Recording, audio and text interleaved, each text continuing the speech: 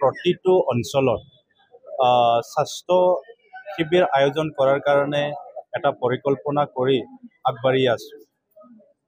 BTR চৰকাৰ আৰু জইণ্টলি আজি আমি কুমাৰীঘাটাৰ ডিষ্ট্ৰিক্ট ৱাইজত আৰম্ভ কৰিছোঁ। ইয়াৰ পিছত প্ৰতিটো ভিজিডিচিত স্বাস্থ্য শিবিৰ বিনামূলীয়া স্বাস্থ্য শিবিৰ আৰম্ভ হ'ব। গতিকে আজিৰ তাৰিখত আমাৰ প্ৰতিটো ব্যক্তিক যাতে স্বাস্থ্যৱান কৰি ৰখাৰ কাৰণে আমি এটা প্ৰয়াস চৰকাৰে আৰম্ভ কৰিছে।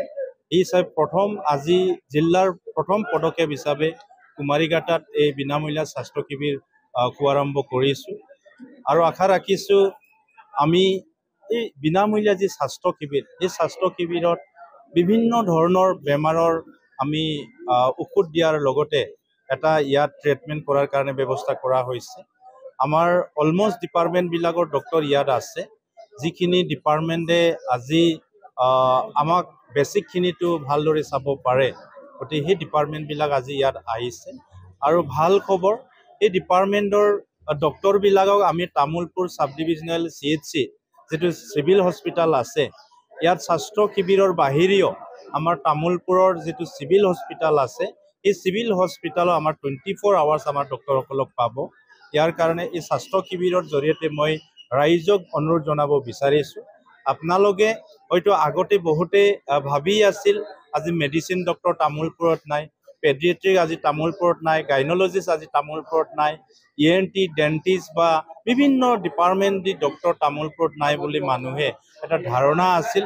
কিন্তু আজি মই আপোনালোকৰ মিডিয়াৰ জৰিয়তে জনাব বিচাৰিছোঁ, তামোলপুৰত আমাৰ সন্মানীয় অসমৰ মুখ্যমন্ত্ৰী ডক্টৰ হিমন্ত বিশ্ব শৰ্মা ডাঙৰীয়া, বিটিআৰ প্ৰধান প্ৰমোদ বড়ো ডাঙৰীয়াৰ নেতৃত্বত আজি তামোলপুৰত আমাৰ যিখিনি ডক্টৰৰ প্ৰয়োজন আছে প্ৰায় ডক্টৰ আছে বুলি মই ক'ব বিচাৰিছোঁ। কিন্তু কিছুমান আমাৰ চাব চেণ্টাৰ আছে, এই চাব চেণ্টাৰবিলাকত আমাৰ CHO দিয়া হৈছে। এই CHO সকলেও বহুখিনি আজি ৰাইজক সেৱা আগবঢ়াই আছে আৰু আশা ৰাখিম আজি স্বাস্থ্য শিবিৰ যি হ'বলগীয়া আছে আজি আৰম্ভ প্ৰতিটো VCDCত হ'ব। এই VCDCত হ'বলগীয়া স্বাস্থ্য শিবিৰত সকলোৱে অংশগ্ৰহণ কৰিব লাগে।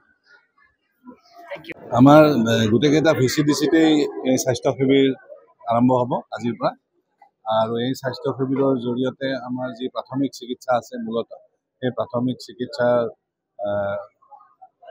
শক্তিশালী কৰাৰ কাৰণে আমাৰ বিশেষকৈ ইমিউনাইজেশ্যন প্ৰগ্ৰেম বা ভেকচিনাইজেশ্যন প্ৰগ্ৰেমবিলাক আমাৰ শক্তিশালী হ'ব আৰু ইয়াৰ লগতে আমাৰ যি আমাৰ তামোলপুৰ হস্পিটেল আছে, সেই তামোলপুৰ হস্পিটেলতো আমি এতিয়া 24 ঘণ্টাই আমাৰ অপাৰেশ্যনাইজ হ'ব।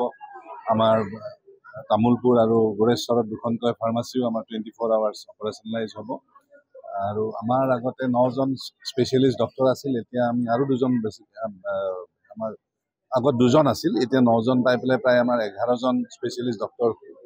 গতিকে তামোলপুৰৰ স্বাস্থ্যকেন্দ্ৰ ক্ষেত্ৰ খুব দ্ৰুতগতিৰে আগবাঢ়িছে।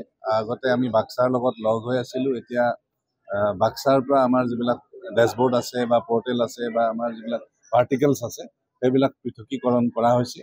গতিকে তামোলপুৰ হিচাপে এতিয়া আমি নিজাববীয়াকৈ আমি আগবাঢ়িছোঁ আৰু আমি আশা কৰিম যে আমাৰ স্বাস্থ্যকৰ্মীসকলৰ জৰিয়তে আমি প্ৰাথমিক চিকিৎসাই হওক বা আমাৰ উন্নত চিকিৎসাত আমি শক্তিশালীভাৱে আগবাঢ়িব পাৰিম।